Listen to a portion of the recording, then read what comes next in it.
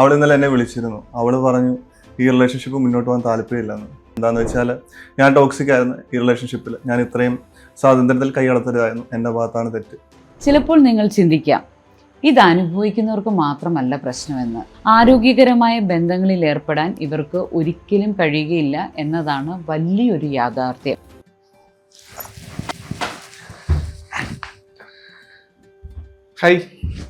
Hi bro.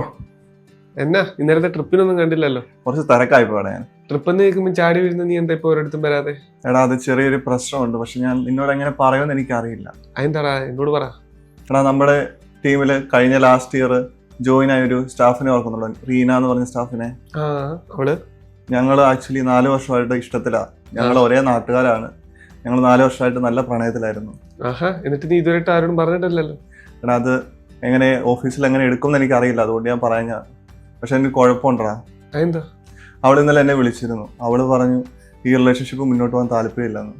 അതെന്താ അങ്ങനെ? എടാ നിനക്കറിയാലോ, ഞാനൊരു റിലേഷൻഷിപ്പിലായ ഞാൻ എന്നെക്കാളുപരി ഞാൻ അവരെ കെയർ ചെയ്യും.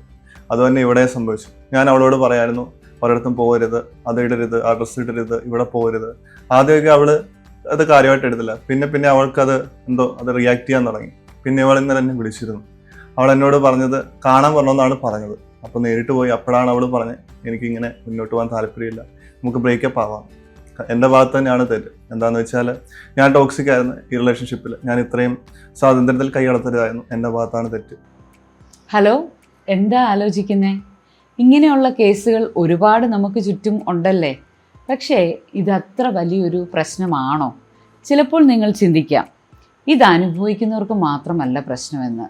അല്ല, ടോക്സിക് ക്യാരക്ടർ പ്രകടിപ്പിക്കുന്നവർക്കും ഇതൊരു പ്രശ്നമാണ്. ആരോഗ്യകരമായ ബന്ധങ്ങളിൽ ഏർപ്പെടാൻ ഇവർക്ക് ഒരിക്കലും കഴിയുകയില്ല എന്നതാണ് വലിയൊരു യാഥാർത്ഥ്യം. അതുമാത്രമല്ല, ഉത്കണ്ഠ, വിഷാദം, ചിലപ്പോൾ സൂയിസൈഡൽ തൊട്ട് ഗിൽട്ട് ഫീലിംഗ്, അതായത് ആത്മാഭിമാനക്കുറവ്, ജീവിതത്തിൽ ഒട്ടും സംതൃപ്തി ഇല്ലാതാകുക, അഗ്രസീവായി പെരുമാറുക എന്നിങ്ങനെ പലതരത്തിൽ മാനസിക ആരോഗ്യത്തെ ഇത് ഗുരുതരമായി ബാധിച്ചേക്കാം. ഇന്നത്തെ ചെറുപ്പക്കാർക്കിടയിൽ ഒരുപാട് കണ്ടുവരുന്ന ഒരു സാഹചര്യമാണിത്. സ്വന്തം ഭാവിക്ക് പ്രാധാന്യം കൊടുക്കേണ്ടുന്ന ഈ പ്രായത്തിൽ ഇത്തരത്തിലുള്ള വൈകാരിക പ്രശ്നങ്ങൾ കൊണ്ട്, അതായത് ടോക്സിക് റിലേഷൻഷിപ്പ് കൊണ്ട് സ്വന്തം സ്വപ്നങ്ങൾ തന്നെയാണ് ഇല്ലാതാകുന്നത്.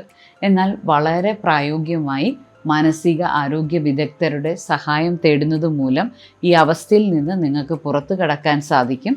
ഇതിൽ നിന്ന് പുറത്തു കടക്കേണ്ടത് അനിവാര്യമാണ് ടോക്സിക് റിലേഷൻഷിപ്പ് അനുഭവിക്കുന്നവരും അത്തരത്തിലെ ക്യാരക്ടറിസ്റ്റിക്സ് ഉള്ളവർക്കും.